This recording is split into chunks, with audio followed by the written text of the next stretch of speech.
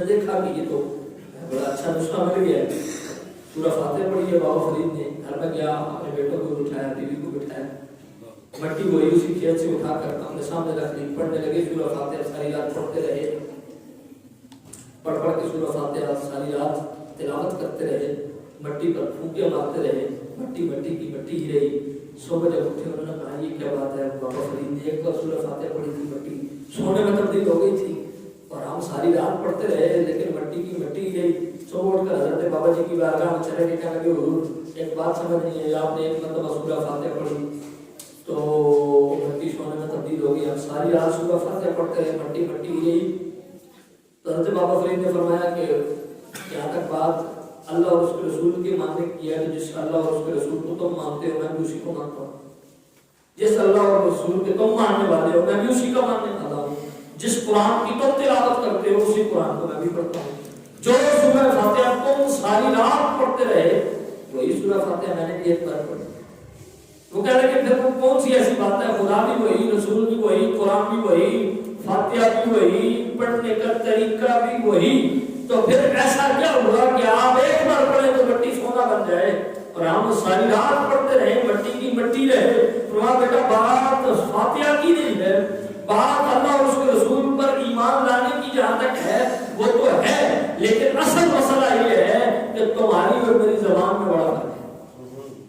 وہ زبان تمہاری تھی جو ساری رات سورہ فاتحہ پڑھتی رہی لیکن مٹی ہی رہی، یہ زبان فرید کی تھی جو ایک بار سورہ فاتحہ نکلی تو سورہ فاتحہ کے اثر سے اللہ نے مٹی کو سونا بنا دیا۔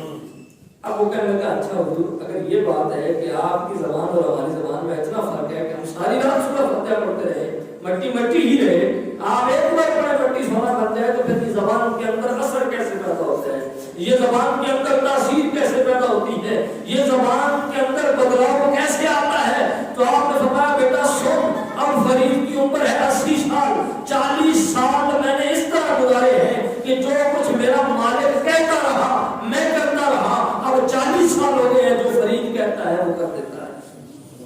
کبھی اپنے آپ کو اپنے رب کی رضا میں ڈال کے تو دیکھو سے، ہم یہ چاہتے ہیں کہ ہم اس کی ایک بھی نہ مانیں، اس سے جو کچھ کہیں وہ سب کچھ مان لے، ایسا تو نہیں ہوتا نا کہ جب ہم کہیں تو وہ مان لے اور جب وہ کہے تو ہم وہ کہے کہ وہ سارا ناراض کرنے تو ہم کہیں وہ مل کے رہے۔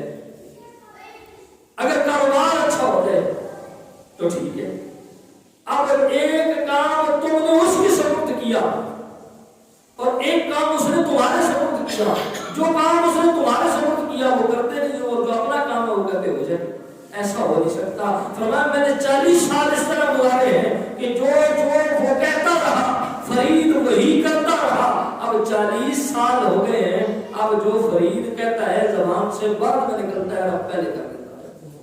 تو غوث اعظم رضی اللہ تعالیٰ عنہ کے اوپر بھی یہ معاملات آئے کہ غوث اعظم سے مجاہد ریاستیں پہلے کی، میں نے بتایا شاہ عبدالحق محدث دہلوی نے اخبار واقعات کے اندر لکھا کہ غوث اعظم نے زندگی کے 15 سال ایسے گزارے ہیں، یہ غوث اعظم کی تعلیمات ہیں۔ لیکن یہ مشکل ہے نا، وہ جسے کہتے ہیں نا کہ میٹھا میٹھا آپ کڑوا کڑوا تھو تھو، یہ والے معاملات ہیں کہ کرامات سننا میں بڑا چسکا آتا ہے، وہ 12 سال کی ڈوبی ہوئی بیڑی وہ واقعہ سننے میں بڑا مزہ آتا ہے، یہ سننے میں بڑا مزہ آتا ہے کہ چور کتب کیسے بنے، لیکن چوروں کو کتب بنانے کے لیے ہاتھ بھی غوث اعظم کا چاہیے نا، پھر ہاتھ بھی غوث اعظم کا، یہاں تو سالوں گزر جاتے ہیں کہ جناب مرید پیر صاحب کے پاس آتا رہتا ہے، نذرانے دے دے کے تھک جاتا ہے، لیکن پیر بھی جیسا ہوتا ہے ویسے ہی رہتا ہے اور مرید کی حالت بھی جیسے ہوتی ہے ویسے رہتا ہے۔ وجہ کیا ہے؟ وجہ یہ ہے کہ جب تک پیروں کی نظر مریدوں کے دلوں پر تھی تب تک دلوں کی دنیا بدلتی رہی، اب چونکہ دلوں سے نظر ہٹ کے مریدوں کی جیبوں پر آ گئی ہے تو جہاں پر نظر ہے کام تو وہی ہوگا، جب تک نظر دل پر رہی تو نظر بعد میں اٹھتی تھی، دل کی دنیا پہلے بدل جاتی تھی۔ حضرت شاہ سلیمان توسوی اللہ کے بہت بڑے بزرگ تھے، سلسلہ چشتیہ کے بہت بڑے بزرگ ہیں۔ آپ گئے رات کو تہجد کے وقت گلی کے اندر نکلے، گلی سے بازار کے اندر جا رہے تھے، مسجد کے پاس سے گزرے تو دیکھا کہ چور کھڑے ہیں چوک کے اندر، تو حضرت شاہ سلیمان تو نے پوچھا کون ہو؟ کہنے لگے بابا چھوڑ دو تو اپنا کام کر ہم اپنا کام کرتے ہیں. حضرت شاہ سلیمان تو نے فرمایا تم مجھے غلط سمجھ رہے ہو، جو تم ہو وہی میں بھی ہوں، جو تم ہو جو کام تم کرتے ہو وہی کام میں بھی کرتا ہوں. انہوں نے کہا اچھا ہم تو چور ہیں. انہوں نے کہا میں بھی چور ہوں. انہوں نے کہا پھر اچھا تو تجربے کار بنتا ہے، تیری داڑھی سفید ہو گئی ہے، تجھے تو چوری کا بڑا تجربہ ہوگا. شاہ سلیمان تو بھی مسکرا کر فرمانے لگے ہاں مجھے چوری کا بڑا تجربہ ہے، مجھے چوری کرنے کا بڑا تجربہ ہے، مجھے بڑے ڈھنگ آتے ہیں، میں بڑے اچھے طریقے سے چوری کرتا ہوں. کہنے لگے کیسے؟ فرمایا تم پہلے بتاؤ تم کیسے کرتے ہو؟ فرمایا جب مالک سو جاتے ہیں، دنیا میں خبر ہو جاتی ہے، رات کا وقت ہوتا ہے، جب کسی کو خبر نہیں ہوتی ہم تب چوری کرتے ہیں. فرمایا یہ بھی کوئی کمال کی بات ہے، مالک سو رہے ہو، دنیا سو رہی ہو، رات کا وقت ہو، سب بے خبر ہو، پھر چوری کرنا یہ کون سے کمال کی بات ہے؟ فرمایا میں ایسا چور ہوں کہ دن دیہڑے بھی چوری کر لیتا ہوں، میں ایسا چور ہوں کہ مالک جاگ بھی رہا ہے، مالک کے جاگتے ہوئے چوری کر لیتا ہوں.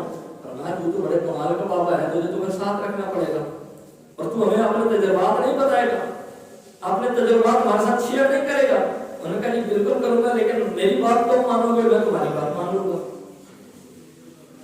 جیسا تم میرے ساتھ کرو گے ویسا میں بھی تمہارے ساتھ کر لوں گا. تم اگر مجھے عزت دو گے، رسپیکٹ دو گے، میری بات مانو گے، میں بھی تمہیں کچھ سکھا دوں گا.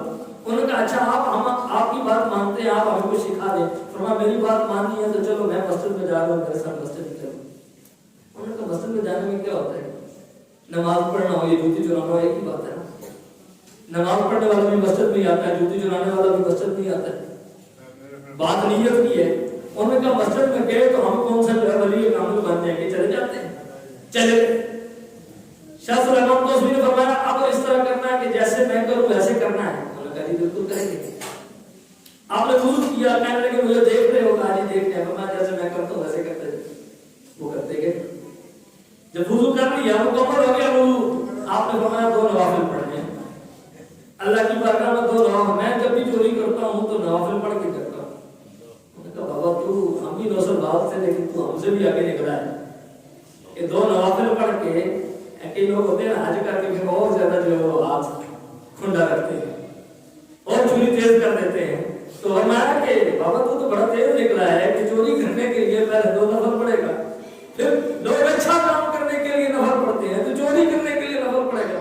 فرمایا بیٹا کھڑے تو ہو نا، تمہیں کوئی مرشد ملا نہیں تھا، تمہیں کوئی راہبر اور رہنما ملا نہیں تھا. اور ایسے امیر ہوتے ہیں کیونکہ ان کی نظر ان چوروں کی جیبوں پر نہیں تھی. آپ نے فرمایا مصلی پر کھڑے ہو جاؤ.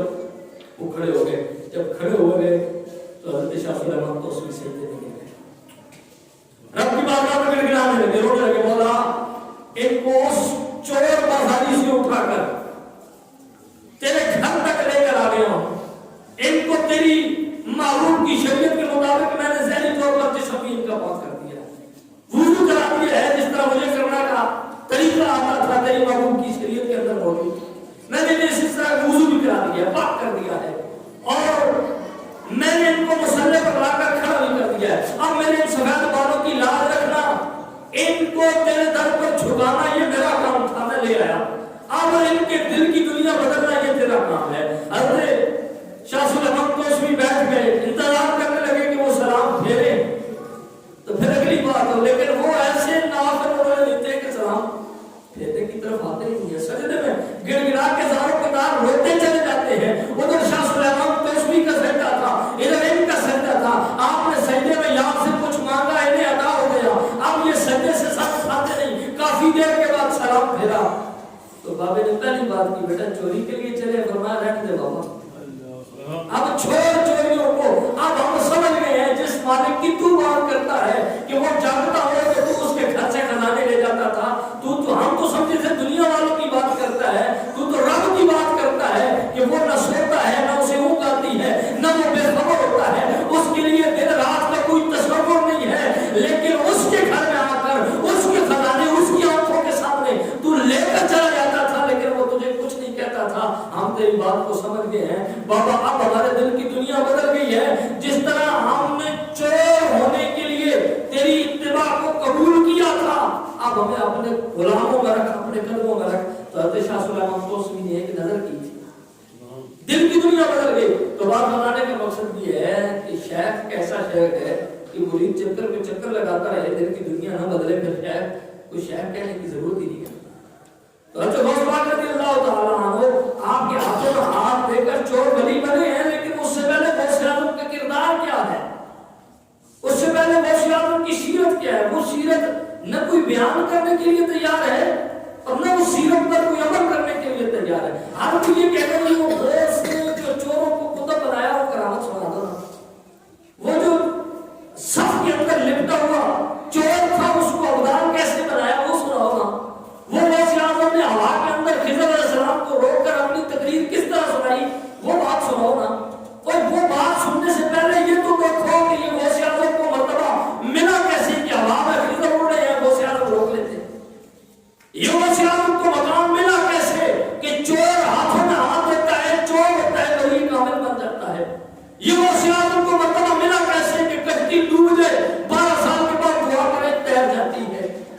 یہ کیسے غوث اعظم کو مرتبہ ملا کہ مرید